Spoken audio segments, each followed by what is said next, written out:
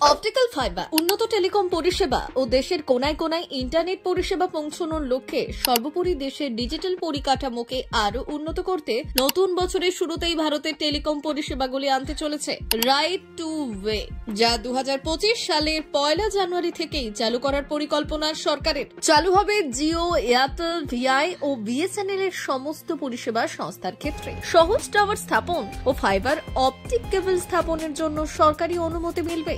নতুন নিয়ম কার্যকর হলে টেলিকম কোম্পানিগুলি দ্রুত টাওয়ার স্থাপন করতে সক্ষম হবে। এর ফলে গ্রাহকদের নেটওয়ার্ক সংযোগ আরো শক্তিশালী হবে। বেশিরভাগ প্রত্যন্ত গ্রামাঞ্চলে যেখানে নেটওয়ার্ক পাওয়া যায় না, সেখানে এখন থেকেই উন্নত মানের নেটওয়ার্ক চলবে। নতুন নিয়মে টেলিকম সংস্থাগুলি দ্রুত 5G প্রযুক্তি স্থাপন করতে সক্ষম হবে। ফলে গ্রাহকরা উচ্চ গতির ইন্টারনেট পরিষেবা পাবে এবং সমস্ত অঞ্চলে 5G পরিষেবা প্রদান করা সম্ভব হবে। টেলিকম বিভাগের সচিব নিরাজ মণ্ডল জানিয়েছেন, নতুন নিয়ম অনুযায়ী কার্যকর করার জন্য ইতিমধ্যেই সমস্ত রাজ্য সরকারকে নির্দেশ পাঠানো হয়েছে। টেলিকম এবং ইনফ্রাস্ট্রাকচার কোম্পানিগুলিকে সাহায্য করার জন্য রাজ্যগুলির অনুমতি প্রক্রিয়া আরো সহজ করার অনুরোধ করা হয়েছে। আশা করা হচ্ছে 2025 সালে 1 জানুয়ারি থেকে এই নতুন নিয়ম কার্যকর হবে। নতুন নিয়ম কার্যকর হওয়ার ফলে টেলিকম পরিষেবা আরো সাশ্রয়ী এবং সহজলভ্য হবে। প্রত্যন্ত অঞ্চলগুলিতে যেখানে দ্রুত ইন্টারনেট পাওয়া যেত না, সেখানে এখন দ্রুত ইন্টারনেট পরিষেবা পাওয়া যাবে।